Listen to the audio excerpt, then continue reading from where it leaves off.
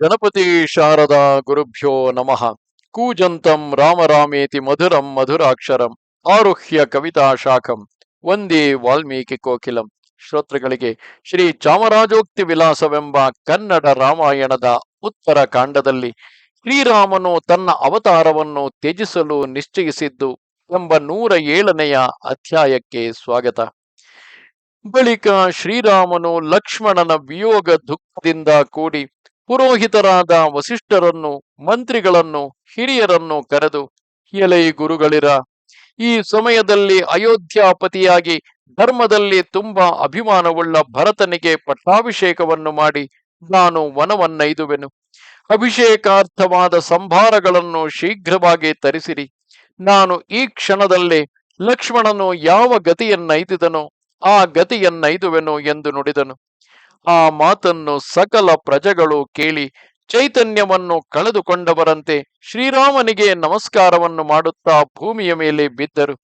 ಶ್ರೀರಾಮನಾಡಿದ ಮಾತುಗಳನ್ನು ಕೇಳಿಸಿಕೊಂಡ ಭರತನು ಮೂರ್ಛೆಯನ್ನೈದಿದನು. ಅವನು ರಾಜ್ಯವನ್ನು ತಿರಸ್ಕರಿಸಿ, ಶ್ರೀರಾಮ, ನಿನ್ನನ್ನು ಹೊರತು ಸ್ವರ್ಗ ಭೋಗವನ್ನು, ರಾಜ್ಯವನ್ನು ನಾನು ಬಯಸುವವನಲ್ಲ. ರಾಜ್ಯದಲ್ಲಿ ಕುಶಲವ ಕುಮಾರರಿಗೆ ಅಭಿಷೇಕ ಮಾಡು. ಶೀಘ್ರದಲ್ಲಿ ದೂತರು ಶತ್ರುಘ್ನನ ಬಳಿಗೆ ಹೋಗಿ ನಾವು ಸ್ವರ್ಗಕ್ಕೆ ಹೊರಟಿರುವ ವೃತ್ತಾಂತವನ್ನು ಅವನಿಗೆ ತಿಳಿಸಲಿ.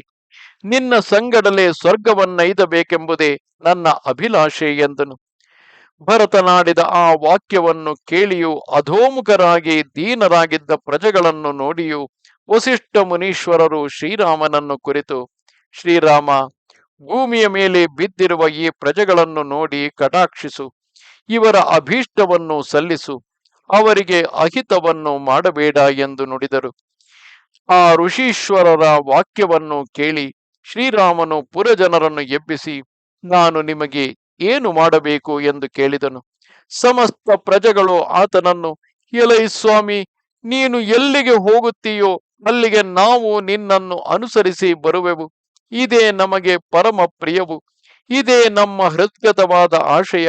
ಇದು ನಮ್ಮ ದೃಢವಾದ ನಿಶ್ಚಯ.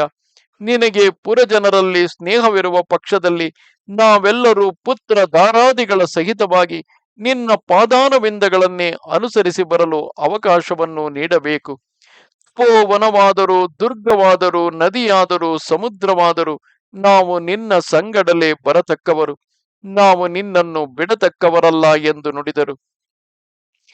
ಆ ವಾಕ್ಯವನ್ನು ಕೇಳಿ ಅವರ ದೃಢಭಕ್ತಿಯನ್ನು ಕಂಡು ಶ್ರೀರಾಮನು ಹಾಗೆಯೇ ಆಗಲೆಂದು ನುಡಿದು ಕೋಸಲ ದೇಶವನ್ನು ಎರಡಾಗಿ ಮಾಡಿ ದಕ್ಷಿಣ ಕೋಸಲಕ್ಕೆ ಕುಶನನ್ನು ರಾಜನನ್ನಾಗಿಯೂ ಉತ್ತರ ಕೋಸಲಕ್ಕೆ ಲವನನ್ನು ರಾಜನನ್ನಾಗಿಯೂ ಅಭಿಷೇಕ ಮಾಡಿದನು.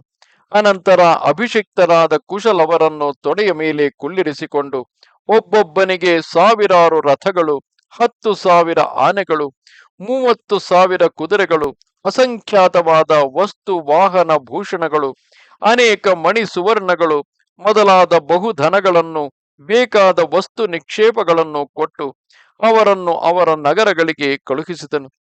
ಆಮೇಲೆ ಶೀಘ್ರ ಗಮನವುಳ್ಳ ದೂತರನ್ನು ಶತ್ರುಘ್ನನನ್ನು ಕರೆಯುವುದಕ್ಕೋಸ್ಕರ ಕಳುಹಿಸಿದನು. ನಮಸ್ತೆ ಶಾರದೆ ದೇವಿ ಕಾಶ್ಮೀರ ಪುರವಾಸಿನಿ, ತ್ವಾಮಹಂ ಪ್ರಾರ್ಥಯೇ ನಿತ್ಯಂ ವಿದ್ಯಾದಾನಂಚ ದೇಹಿಮೆ. ನಮಸ್ಕಾರ.